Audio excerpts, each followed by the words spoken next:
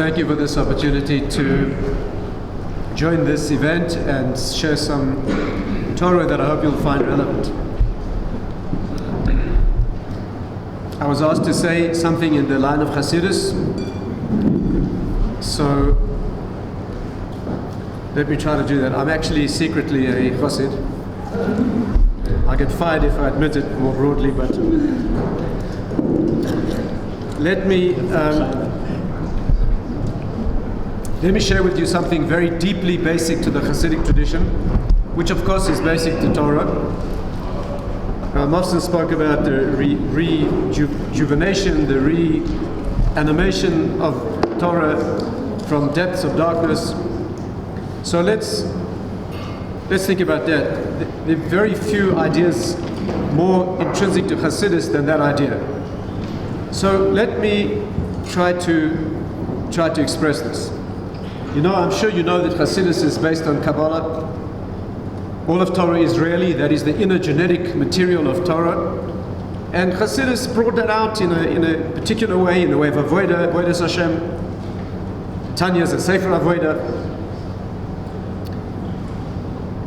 But one of the most basic ideas in Kabbalah, and we'll see for time, we try to speak out the Hasidus expansion of this idea, is the very beginning of the Eitz Chaim. As you know, the Eitz Chaim is the central work of Kabbalah of the Arizal.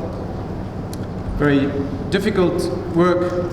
But let me tell you the very first theme that he develops in that classic work, and see if we can begin to understand it. Again, this will sound very abstract. Kabbalah is a very abstract wisdom. But let's try to understand this idea and then see if we can feel how it extends into the reality that we live. What he says is that there are two lights that shine. Two lights. There's a first light and a second light. There's many names, Orisha or Chezer, Orisha or Sheni. There's many different terms given to this. But there are two lights that shine. Incidentally, why are we talking about lights? Why is that the mashal, and much more than the mashal, of course, but why is that the mode of discussion? Because the world is really a revelation of something. The world is not a thing in itself, it's only a revelation of something. The world is not a thing. The world is, Hashem is the thing, Hashem is the reality. The world is a revelation. A well-known idea that it's actually more accurate to say the world is a hiding and not a revelation. But nevertheless, in that hiding of the supernal light, we have a revelation. And so Torah itself begins with light. And so very deeply important that the mode of discussion is light. But be that as it may, there are two lights that shine. The first light is perfect. It is incredibly powerful. In fact, the first light is powerful because it needs to open a space where there's no space before. The first light has to open up a space, carve out a space where there is no space. That's what it does. And to do that, it has to be indescribably powerful. But as soon as it's done that, it leaves. It's done its work, it carves out the space is open, and then the first light leaves. It goes back where it came from, and it leaves an aching emptiness, a terrible loneliness, a situation bereft of ecstasy. And that longing brings back a second light. The second light is nothing compared to the first. Nothing at all. The second light is almost nothing. If you would like a comparison between the first and the second, the difference would be something like the difference between a human being who's alive and the little bit of life left in the bones in a grave. That's called Havla de Garmi. A little bit of, just enough to keep the bones in existence that the Tches Amesim can take place. So the first light is unbelievably powerful. It does what it has to do and then it leaves.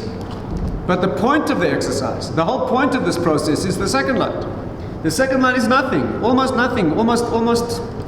insignificant compared to the first, but it's the one that's intended and the one that lasts. Now, I'm sure you all feel very Kabbalistically enlightened, but that's the idea. So let's talk out a little bit, what is this very rarefied and abstract idea? What is it telling us? What's its importance? How can we apply it? How do we experience it? And I'll try to show that everything you ever experience in life is these two lights. Everything, every Torah idea, every relationship, every aspect of your own growth. There's nothing in the world, if this is the beginning of the Eitz Chaim, then it's the foundation of everything. So let's try and bring it down in layers. You know, I'm sure that all ideas in Torah have many parallels. They're Kabbalistic, then they apply on a philosophical level, what we call Hashkafa, then they apply in what we call Musa, then they apply in Halacha. They're always parallel streams, and they find the same ideas expressed in all of these themes. Chasidut has a particular take on each of these themes as well. Let's look in what we might call the philosophical. What are the two lights? The first light is the opening of possibilities. In Torah terminology, we call it a bekoyach, which then leads to a bepoil. There's a bekoyach, that means before a thing can be in the world, it has to be possible. The way the Kabbalists put it, they say before a thing can exist in the world, it must have a place. You can't have a thing in the world unless it has a place to be, or in more philosophical terms, a space. A thing cannot exist without a space. First there must be the space or the place for the thing, then the thing can exist. Before a thing can happen in the world, it must be possible. The possibility has to open up. Once the possibility opens up, then the thing can happen. And the possibility is always perfect. The possibility, the potential is always endless and perfect. The actual is always terribly limited. You wake in the morning. What is the potential of the day? Endless. Endless. You could do anything today. And it's perfect. Nothing's gone wrong yet. The potential is always perfect.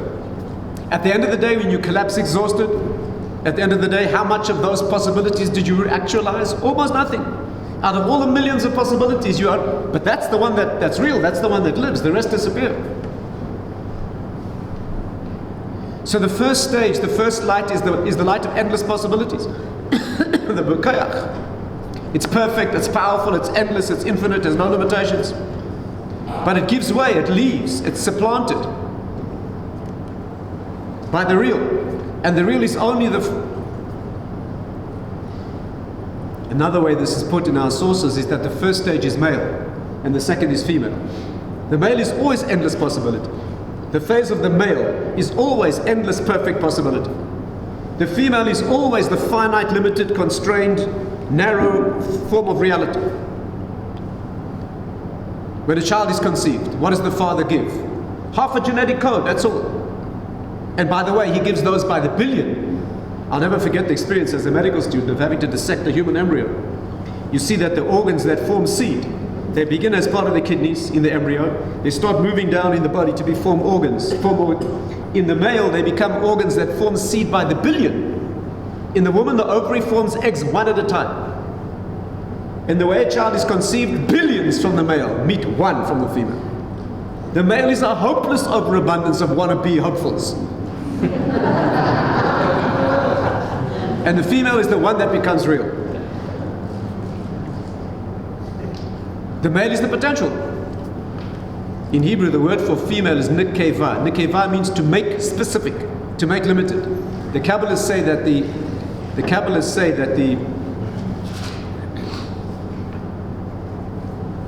the joy of this world is that it's here. The curse of this world is that it's only this one. The joy of the male is infinite potential. The curse of the male is only potential. The joy of the female is that she brings birth to the world. The curse of the female is only this one. All the millions of others that could have been or not. The word nekeva, when Laban said to Yaakov, Nakva ala schaalcha ve'etena, fix your wages and I'll pay you, give me a number. Imagine a person walks up, Nakva, female, make it feminine, give me a number. You can't be paid unless you have a number. Imagine someone walks up to you and they say, quote a number, I'll give you that much money. Say any number, I'll give you that much money. This is male, more and more and more. While this is happening, you get nothing. Sooner or later, you have to say a number. When you say the number, two things happen. Number one, you get paid. Number two, not 1 cent more. For a thing to live in the world, it has to have the female dimension of birth that gives it a reality. The curse of that is it can only take this form. We refer to Hashem as male because it's endless potential. The world is always feminine. All the words for the earth are female in Hebrew. Eretz, Adama, Kelim, Avanim, Sodeh, all these words are feminine in Hebrew. So the world of potential is perfect, but it leaves. And all it leaves is the real that you achieved, which is nothing compared to the potential, but it's the real thing at last. That's you. Let's bring it down further. All life experience has two phases. There's the phase of perfection, of inspiration. It never lasts. It's always perfect, it's exhilarating, but it never lasts. And then there's the phase of hard work, of selection, and making it real. Let's take a national example, the Jewish people. So we're born in a blaze of miracles. What are the phases of the birth of the Jewish people? Jewish people in Mitzrayim, Egypt, unbelievable crescendo of miracles, each one higher than the one before. You know, as the Maharal explains, and many others as well, the Nisim, the Makkos, the plagues in Egypt were not simply a sequence. They were an escalation to a crescendo, each one higher than the one before. The Maharal puts it like this. He says each of the Makkos in Mitzrayim, each of the plagues in Egypt was a reversal of the order of creation. The world was created with 10 statements, right? 10 statements, 10 sayings. The first being Bereshit in the beginning. The second, let there be light. 10 statements. The plagues in Egypt reversed the process. Maharal explains the reason was because the Egyptians had so contaminated all 10 spheres, all 10 layers of reality. Are we talking Chasidut tonight? We can talk a little openly. The world, as you know, is based on 10 layers, emanations, spheres, if you want to call them that. That's why the Torah is permeated by 10 statements of creation, 10 commandments, 10 ordeals in the desert, 10 ordeals of Avram Avinu.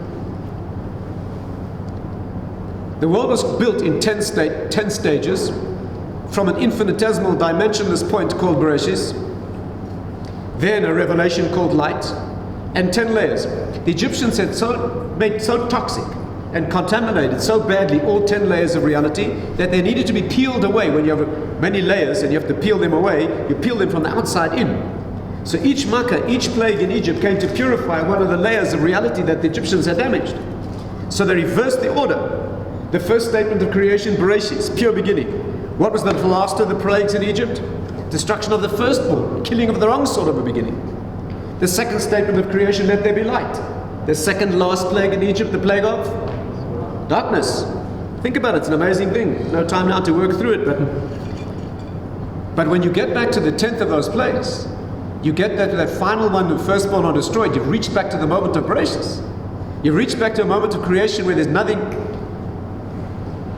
The 10 commandments, of course, reflect this. Which is the first of the commandments? I am. A statement of pure origin.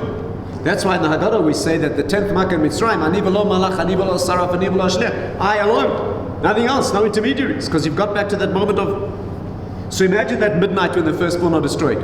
The Jewish people experience a voltage they've never experienced, unheard of experience. And 7 days later it gets better when the sea splits. No human ever experienced anything like that. And then comes the surprise. Hashem says, get the message? Now, let's see you do it. And he drops us in the desert. The desert is always a place of death forces. Desert is a place that is, again, when you're 6 years old, the desert is a place of sand and heat. But when you're a little more sophisticated, you understand the desert is a place of death.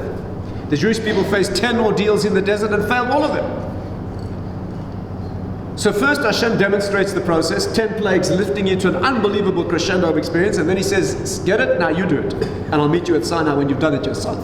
Because it's the second light that's the important one. The first one he does, perfect, unbelievable, it's demonstration of perfection. But the world wasn't created for him to demonstrate what he can be. The world was created for us to demonstrate what he can be. The Kotzker Rebbe, we're talking Chasidus, the Kotzker said this, it says, Hashemayim Shemayim Lashem, Listen to this incredibly beautiful Hasidic insight. Hashemayim Shemayim Lashem, the heavens are heavens for Hashem, but the world he gave to human beings. The simple meaning is the heavens are divine, godly, and the earth is human. Listen to what he said. Hashemayim Shemayim Lashem. The Shemayim are already Shemayim Lashem, but he gave us the Aretz to make Aretz Shemayim Lashem. And it's in the words. It doesn't say Hashemayim Lashem. Hashemayim Shemayim Lashem. The Shemayim already made it to Shemayim Lashem. He gave us Aretz to make Shemayim Lashem. So here's the pattern. The Jewish people uplifted amazingly, and at the point of almost impossible level to contain. The Baal HaLeshem says they've lost it. The Baal HaLeshem says the reason they left Egypt so fast was because any more they would have exploded. He says when Arizal says they would have disappeared, it doesn't mean down, it means up. The voltage was so potent, had they lasted any more in Mitzrayim, they would have exploded. They weren't ready for that.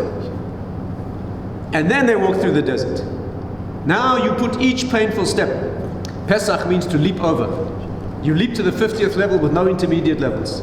And then the second night, every painful step you've got to do yourself. One step after another, count the Omer, one day after another. You want to meet me at Sinai, I want to meet you as equals. First I'll show you how it's done, then I'll step back and you do it. So we meet as equals. The month of Pesach is Nisan. Nisan means miracles. Nisim are what he does. Nisan is the zodiac, the mazal of the month is the sheep. That's a passive animal that just follows. The second month, Iyar, is the month of the bull. Doesn't follow at all. A bull has its own willful strength. Completely opposite characteristic. First, Hashem does, we follow. Then he steps back, we have to do it ourselves. And the month of the giving of the Torah, Sivan, is Toimim. Perfect harmony of twins. The two Luchos, Hashem and us, the written and the oral law, Moshe and oral, all the dualities coming together in perfect harmony. So the pattern of birth of the Jewish people is first all done for free, perfect, and then the difficult, dangerous process, we become real. Take a personal example. The child in the womb, the Gemara says, is taught the whole Torah. The baby in the womb, there's a light lit above his head, by the way, that's in the place of the tefillin. The light lit, what's the light lit above his head? Rashi says you have to wear tefillin at the same place where the head is open. When a baby's born, there's a skull, the skull is missing. The first thing I do as a doctor, examine a newborn. Now, don't try this at home, you have to be careful. But you put your hand over the top of the baby's head, you can feel the brain pulsate. There's no bone there. Tefillin have to reopen that connection. Arizal says Adam Rishon had tefillin growing out of his head. His high parts of his neshama were in that part of his head, which he lost when he... So the baby has a light lit above his head. That's why the Rambam says a person who never wears tefillin never is connected.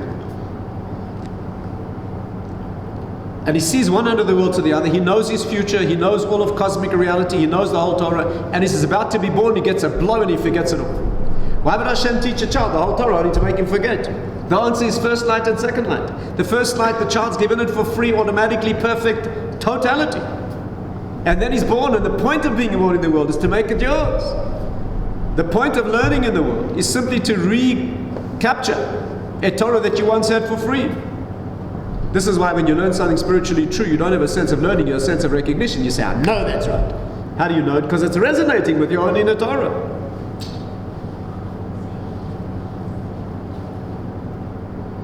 By the way, the God of Vilna says, we're allowed to mention.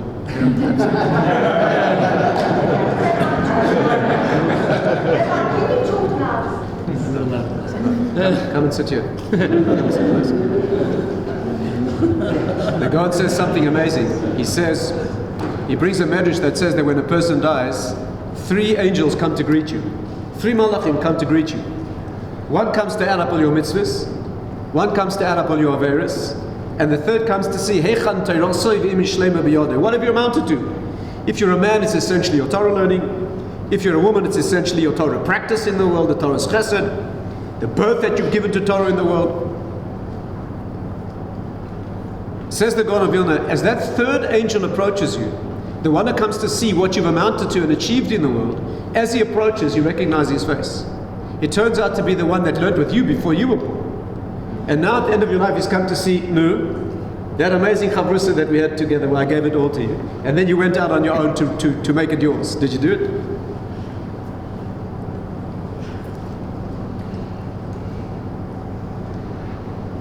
Moshe Shapiro said something very beautiful. The Gemara says a child, a person who lives in the world and has Torah but doesn't practice it, doesn't make it real, doesn't express it. After all, mitzvahs, you know, Torah is male and mitzvahs are female. Torah is the theory and mitzvahs are the practice. Torah is the infinite wisdom and mitzvahs are the practical, all the mitzvahs are physical. Virtually every mitzvah is a physical action. So the Gemara says a person who lives in the world and knows Torah perfectly but does not perform, does not fulfill it, doesn't do the mitzvahs, such a person, listen to this amazing thing, the Gemara says, it would have been better for that person, for his mother's afterbirth, to cover his face and smother him at the point of birth, and he should have died there. A person who knows Torah, perfect mastery of Torah, but doesn't practice in the world, he should have been smothered to death at the point of birth. That's very bizarre. Said Rav Moshe Shapiro, you know what's being said here? If you want to live in the world with Torah but not practice, the ideal time to die is the point of birth. You'll never have it as good as that. Just before birth is when the child has the whole Torah perfectly. If that's all you want, that's the time to go. You're not born into the world for that. You're born into the world to bring it into reality in the world. You have to know it and practice it. Let's take another example. You can cut life anywhere, you'll see these two stages. Take childhood and adulthood. Childhood is a time of endless inspiration. Children have no sense of limitation. Ask a normal 5-year-old what he's going to be when he's big. He'll tell you everything. My son told me he's going to be an underwater rubbish truck driver, astronaut, do it all. Children don't have a sense of limitation. The world is larger than life. They do it all. And as you get older, the world closes in on you. Those are the two stages. You see children as they begin to grow, they start to realize they can't do. I was walking to Shul with my little son when he was 6. And for a couple of minutes he's silent and he looks at me with concern and he says, Abba, I'm really worried because I'm not sure if I'm going to marry Debbie or Frida. So I said, what's the problem? He said, because whichever one I marry, the other one's going to be so upset. We arrive at Shul, we walk up the steps, this is Benny. He stops and he says, but Abba, I just realized whoever I marry, all the others are going to be so upset. Confident young man, huh? Suddenly realizing you can't do it all. By the way, this is why young men often resist marriage. Because a young man looks out at the world of women and they're all amazing, each one more amazing than the next. And there's thousands of them. But if you get married, he's going to have only one. That's a sense of limitation. The Maharal, by the way, says that's why a man can marry many women. He is a source of multi-potential in Torah. But one woman in her right mind would want more than one husband. One's usually more than enough to manage. And wherever you look, in the Baal Tshuva world, there's a phase of inspiration. The typical story is a person is amazed by what he learns. But it doesn't always last. It always does not last. I'll never forget, it was a young Baal Tshuva. Been learning for a couple of years in Yerushalayim. He was standing next to a certain Rosh Yeshiva, who himself was a Baal Tshuva 40 years before. He's a Rosh Kollel, well known today. He said to the young man, how's it going in Yeshiva? The young man said, it's very difficult. Very difficult. I sit and learn Gemara, I sweat blood to understand. It's very difficult. The rabbi said to him, I see you're in phase 2.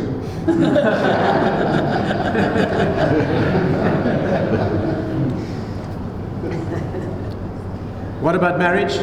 Marriage has 2 phases. Marriage has a stage called romance. We don't even have a word for that in Hebrew. Rav Dessler used to say, there's no word for it, it's an illusion. Romance is the heady swirl of emotion that happens, got no content. What is romance? You're sitting in this room, this person walks in, suddenly you get this sort of things look pink. Music starts playing, things get hazy, you get the tight chest. What is that? One young man said to me, Rabbi, you have to help me. I married the wrong girl. I said, how long have you been married? He said, 2 months.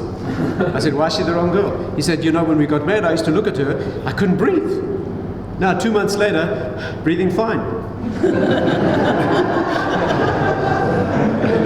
I had to explain to this young fellow that if 2 months after marriage you're having trouble breathing, you got asthma,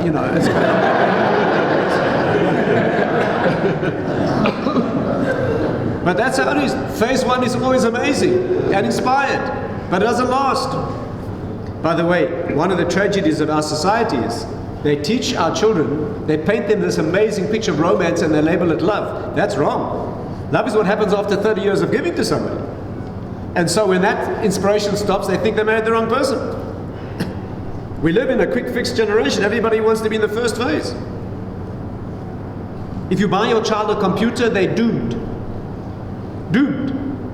You switch on a computer, it does 10 billion functions in the first 2 microseconds. If it does 5 billion, it's called slow. If you buy your child a computer, you must make them plant a garden. The Gemara says you learn loyalty tenacious attachment to reality from making things grow. It takes a week after week, month after month, a season, until something grows. Then you learn something about life. Marriage, by the way, it isn't only two phases. The Gemara says that marriage has another phase that comes before, when husband and wife in the spiritual world are fused as one. Man and woman are fused at the back in the spiritual world. There's no back. The back is always the side. Again, in Kabbalah, the back is the side of darkness. In Hebrew, achor, which is the back, is the same as acher, which means foreign. It's the side of excretion and darkness and non-recognizability. So there's no back. There's husband and wife are fused at the back. There's only two fronts. Perfect situation, but no relationship. Then they're torn apart. In Kabbalah, that's called the Nasira. And then they're brought down to the world as two people to find each other and fuse face to face in an act of bonding, and through the effort of bonding into one. But it's again phase one and phase two. Phase one is the original oneness that's free and perfect. And then they're brought into the world with a dangerous exposure of the back. And that's where it becomes real. You know, the original archetypal Jewish marriage, Avram and Sarah, as they transition from the world of marital purity, that's called Israel, Eretz Israel, to the world of marital contamination, that's called Egypt, which Chazal called the Ervas Haaretz. At that moment he turns to his wife and he says, please tell them you're my sister. What does that mean? Every man should think of his wife as his sister. A brother and sister are two people who are separate, who share a common origin. That's exactly what husband and wife are. They're two separate people who have a common origin. They were once fused.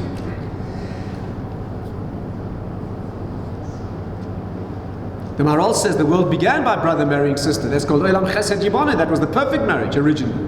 There were only brothers and sisters originally. And so it goes. Wherever you look, you'll see these two phases. Let me mention just one more. In Jewish history, there are two phases. There's the phase called Torah Shebiksav, the written Torah. That was a phase that lasted until 2,500 years ago. The world was luminescent with revelation. There was Torah being spoken by Navi and by prophets. Miracles were taking place. Hashem revealed himself openly. The voltage was 1,000,000 volts. And then we had Purim and Hanukkah. And between those two, 150 years apart, the light faded completely. At Purim it began to fade. Purim is a Megillah that doesn't have Hashem's name. It's an argument whether it's Nevuah or only Ruach HaKodesh. The woman, by the way, who was the heroine of the story, her name means the hidden one. Purim means the luck of the draw. You don't see Hashem's hand. The miracle is hidden. And 150 years later, Hanukkah has nothing. There's nothing written at all. Hanukkah was the last wave goodbye from the world of miracles. And for 2,300 years, we've seen nothing.